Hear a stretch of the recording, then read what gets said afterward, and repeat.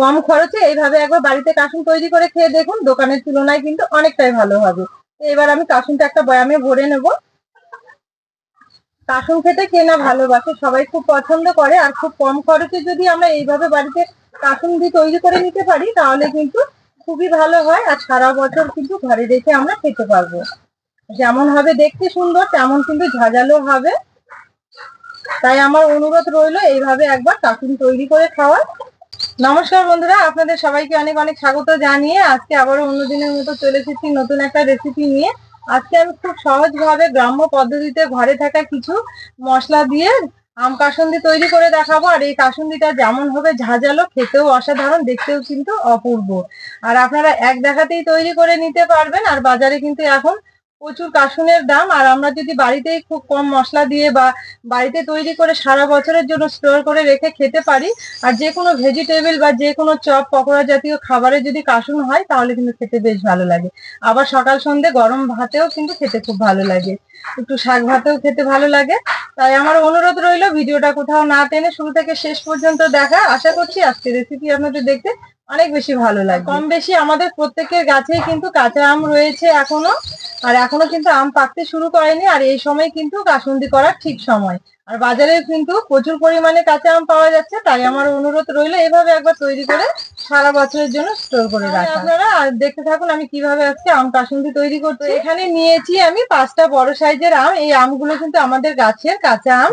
এই আমটা এবার আমি ভালো করে চোচা ছাড়িয়ে পরিষ্কার করে নেব। তো দেখুন এই আমগুলো কিন্তু একদম টাটকা, এখনই আমি গাছ থেকে পেরে নিয়েছি। আর কত আটা বেরোচ্ছে দেখুন। জলে একটু ধুয়ে নেব, ধুয়ে নেওয়ার পর ভালো করে চোচাগুলো ছাড়িয়ে নেব। আর এই আম কিন্তু প্রচুর টক। কাসুনের জন্য যে আমটা আপনারা ব্যবহার করবেন, আমটা যেন একটু টক হয়, দেখবেন কাসুনটা খেতে কিন্তু ভীষণ ভালো লাগবে। আমাদের গাছের এই আমটা কাঁচাতে যেমন টক, পাকলে কিন্তু তেমনই আবার মিষ্টি। তো এইভাবেই কিন্তু প্রথমে আমি আমগুলো বোটা ছাড়িয়ে ভালো করে চোচা ছাড়িয়ে নেব। দেখুন এখানে আম কেটে আমি জলে রেখেছি, জলে কত কষ বেরিয়েছে। এইভাবে আম কেটে কিন্তু জলে রাখলে আমের যে কষটা থাকে সেটা বেরিয়ে যাবে। এবার আমগুলো আমি 2-3 বার ভালো করে ধুয়ে নেব।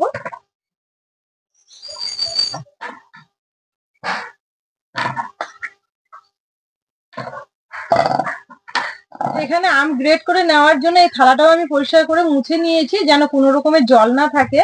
আর আমগুলোও কিন্তু খুব সুন্দর করে আমি শুকনো কাপড় দিয়ে মুছে নিয়েছি। এবার একটা গ্রেটারের সাহায্যে খুব ভালো করে গ্রেট করে নেব।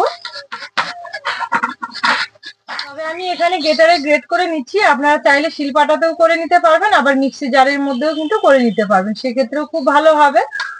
তো আমার এখানে একটা করে নেওয়া হয়ে গেছে। আর দেখুন আমাদের গাছে আমের যে ভেতরের যে বীজটা রয়েছে সেটা কতটা পাতলা। আর এই আমটা কিন্তু খুব তাড়াতাড়ি পাকে, বীজটা একদম পুরো হয়ে গেছে। তো এগুলো কিন্তু সবগুলোই আমি এইভাবে গ্রেটারে গ্রেট করে নেব।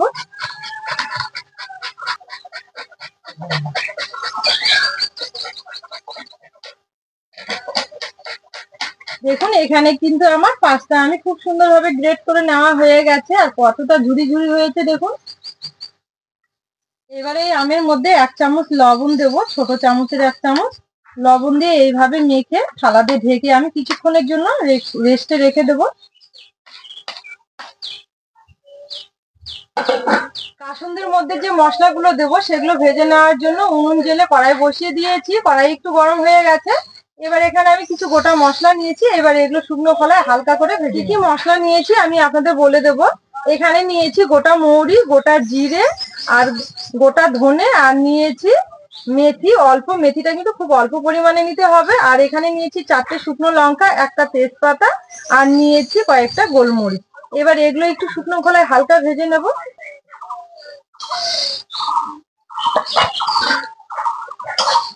তো এই মশলাগুলো কিন্তু খুব বেশি ভাজার দরকার নেই, হালকা আছে একটু ভেজে নিতে হবে। তো এখানে মশলাগুলো কিন্তু খুব সুন্দরভাবে ফুটতে শুরু করেছে, আর মশলা থেকে একটা মিষ্টি গন্ধ ছেড়েছে। এবার এই অবস্থায় আমি নামিয়ে নেব।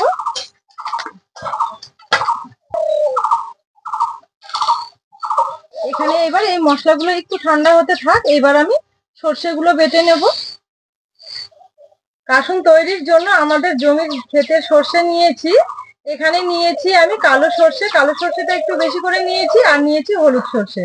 তো দুই রকমের সর্ষে হলে কিন্তু কাসুনটা খেতেও ভালো লাগে আর দেখতেও সুন্দর লাগে। আপনারা একটু কালো সর্ষেটা বেশি নেবেন আর সাদা সর্ষেটা একটু কম করে নেবেন। তো এই সর্ষেগুলো কিন্তু আগে থেকে ধুয়ে পরিষ্কার করে শুকিয়ে নেওয়া হয়েছে। তো এবার আমি এগুলো বেটে নেবো। আমি কালো সর্ষেটা বেটে নেব। তো আমি এখানে শিলে বেটে করব, মানে শিলে বেটে নেব সর্ষেগুলো। আপনারা পারলে বা মন চাইলে আপনারা মিক্সিতেও কিন্তু বেটে নিতে পারবেন, তবে চেষ্টা করবেন শিলে বেটে করার, দেখবেন খেতে খুব ভালো লাগবে আর কাসুন্দিটাও কিন্তু খুব সুন্দর হবে। সে এখানে কিন্তু একদম মিহি করে বেটে নেওয়ার দরকার নেই, একটু দানা দানা থাকবে, তাহলে কিন্তু দেখবেন খেতে বেশ ভালো লাগবে, দেখতেও সুন্দর লাগবে। দেখুন এখানে কিন্তু আমার সব সর্ষেগুলো খুব সুন্দরভাবে বেটে নেওয়া হয়ে গেছে।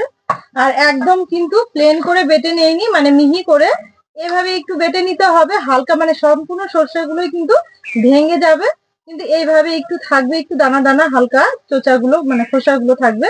তো এইভাবেই কিন্তু বেটে নিতে হবে। এবার এখানে যে আগে মশলাগুলো ভেজে রেখেছিলাম এখন অনেকটাই ঠান্ডা হয়ে গেছে, এবার এগুলো বেটে নেব। আর এই মশলাগুলো কিন্তু ঠান্ডা করে নেওয়ার পরেই বেটে নিতে হবে, তাহলে একদম মুচমুচে হবে। আমাদের হাতের কাছে থাকা এইসব মশলা দিয়ে যদি আমরা কাসুন তৈরি করে নিই, তাহলেই কিন্তু আমরা সারা বছর ঘরে রেখে খেতে পারবো। আর এই মশলাগুলো বেটে নেওয়ার সময় খুব সুন্দর একটা মিষ্টি গন্ধ ছেড়েছে। এই মশলাগুলোও কিন্তু আমার খুব সুন্দরভাবে বেটে নেওয়া হয়ে গেছে, তুলে নেব। আর আপনারা দেখলেনই আমি আজকে কি কি মশলা দিলাম, মানে ভেজে নেওয়ার সময় গোটা মশলাগুলো কি কি ছিল। এইভাবেই আপনারাও মশলা ভেজে কাসুন তৈরি করবেন, দেখবেন খেতে কিন্তু খুব ভালো লাগবে। তো এখানে আমার সবকিছু কিন্তু রেডি করে নেওয়া হয়ে গেছে। এবার এর মধ্যে দেব আমি যে মশলাগুলো ভেজে গুঁড়ো করে রেখেছি, সেই মশলাগুলো দেওয়ার পর এবার যে আমটা আগে থেকে আমি রেস্টে রেখে দিয়েছিলাম একটু লবণ মেখে, এবার এই আমটা দিয়ে দেব। আমের মধ্যে আগে আমি হাফ চামচ লবণ মিশিয়ে দিয়েছিলাম, তো তার জন্য আমাকে মাপ করে দিতে হবে। তো এবার আমি এখানে 2 চামচ দেব লবণ। এবার সবকিছু খুব ভালো করে মেখে নেব। দেখুন এখানে কিন্তু সবকিছু খুব সুন্দরভাবে মেখে নিয়েছি।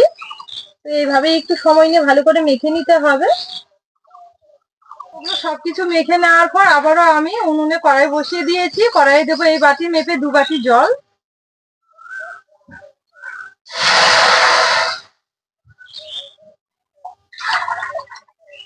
এবার দেবো 1 চামচ হলুদ গুঁড়ো জলের মধ্যে। দেওয়ার পর জলটা খুব ভালো করে গরম করে নেব। কাসুন তৈরির জন্য যে কড়াইয়ে জলটা বসিয়েছি, অবশ্যই করে কিন্তু এই জলটা খুব ভালো করে টকবক করে ফুটিয়ে নিতে হবে। তো এখানে আমার হলুদ জলটা খুব ভালো করে ফুটিয়ে গেছে। এবার আমি এগুলো দিয়ে দেব।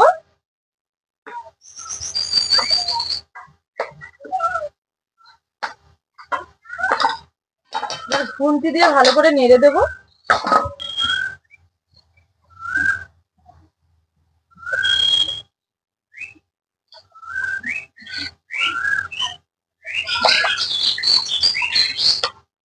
দলাগুলো এভাবে একটু ভেঙে দিতে হবে।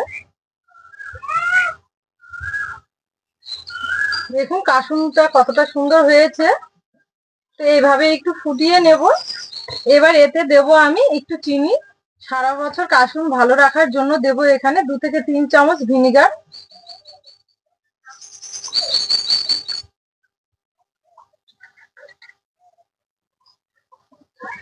একটু নেড়ে চেড়ে নেব।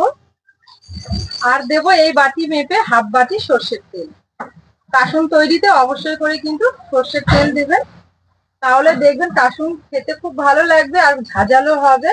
সারা বছরের জন্য কিন্তু খুব সুন্দর থাকবে। তো তেল দেওয়ার পর আবারও ভালো করে নেড়েচেড়ে একটু ফুটিয়ে নেব। মানে তেলটা দেওয়ার পর এভাবে নাড়তেই থাকবো, তাহলে কিন্তু কাসুনের সঙ্গে তেলটা খুব ভালোভাবে মিশে যাবে। তো তেল দেওয়ার পর দেখুন শুধু কাসুনটা কতটা সুন্দর লাগছে। এভাবে যদি বাড়িতে কাসুন তৈরি করে নেওয়া যায়, তাহলে কিন্তু আর দোকান থেকে কিনে খেতে হবে না। যখন মন চাইবে তখনই কিন্তু কাসুন বের করে আমরা খেতে পারবো। যে কোনো রান্নাতে বা যে কোনো ভেজিটেবল খাবার বা যে কোনো চপ পকোড়া যে কোনো কিছুতেই কিন্তু খেতে খুব ভালো লাগবে। তাহলে বন্ধুরা কাসুন তো আমার দোকানের মতো একদম পারফেক্ট ভাবে রেডি হয়ে গেছে। কাসুন কিন্তু এইভাবে তৈরি করে নিয়ে দেখবেন, খেতে খুব ভালো লাগবে আর সারা বছর কিন্তু খুব ভালোভাবে থাকবে। আর দেখুন কাসুনের ঘনত্বটা শুধু দেখুন কতটা ঘন আর কত সুন্দর হয়েছে। সকালবেলা আলু সেদ্ধ, শাক ভাজা আর এইভাবে যদি কাসুন হয় তাহলে খেতে কিন্তু বেশ ভালো লাগে, সঙ্গে একটা আমের আচার। তো হয়ে গেছে, এবার নামিয়ে নেব। কাসুন থেকে এত সুন্দর একটা ঝাঁঝালো গন্ধ ছেড়েছে কি বলবো। তো কাসুনটা এবার আমি পুরোপুরি ঠান্ডা করে নেব, তারপরেই কিন্তু একটা কাচের বয়ামে ভরে নেব। কাসুন এখানে পুরোপুরি ঠান্ডা করে নিয়েছি, আর ঠান্ডা হওয়ার কারণে কিন্তু অনেকটাই আগের তুলনায় জমে গেছে। দেখুন কতটা ঘন হয়ে এসেছে। আর কাসুনটা দেখুন শুধু কতটা সুন্দর হয়েছে। এইভাবে কাসুন তৈরি করে নিলে কিন্তু আর দোকান থেকে সত্যি বলছি কিনে খেতে হবে না। আমি কথা দিচ্ছি খেতে কিন্তু ভীষণ ভালো লাগবে। আর ঘনত্বটা দেখুন কতটা ঘনত্ব। দোকানে কিন্তু এইভাবে এত ঘনত্ব কাসুন কিনতেও পাওয়া যায় না। দোকানের থেকে কিন্তু বাড়িতে তৈরি কাসুন অনেকটাই খেতে ভালো লাগে। কাসুন আমরা এতটাই পছন্দ করি, গরম ভাত আবার মুড়ি, যে কোনো চপ পকোড়া জাতীয় খাবারে কিন্তু খেতে খুব ভালো লাগে। আবার যে কোনো আম মাখা টক জাতীয় কোনো মাখার খাবারে কিন্তু খেতে খুব ভালো লাগে। আর আমাদের হাতের কাছে থাকা কিছু মশলা আর একটু সর্ষে দিয়ে যদি আমরা বাড়িতে এইভাবে সারা বছরের জন্য যদি এইভাবে স্টোর করে রেখে দিতে পারি, তাহলে কিন্তু সত্যি খুব ভালো হয়। আমার এই রেসিপি গুলো যদি আপনাদের ভালো লেগে থাকে তাহলে অবশ্যই আমার চ্যানেলটি একবার সাবস্ক্রাইব, লাইক, শেয়ার করে পাশে থাকবেন। আর পাশে থাকা বেল আইকনটি ক্লিক করবেন সবার আগে নোটিফিকেশন গুলো পাওয়ার জন্য। ফেসবুক পেজ থেকে দেখলে পেজটা অবশ্যই একবার ফলো করবেন। আজকের রেসিপিটা এখানে শেষ করলাম। সবাই খুব ভালো থাকবেন, সুস্থ থাকবেন। আবার দেখা হবে নতুন রেসিপি।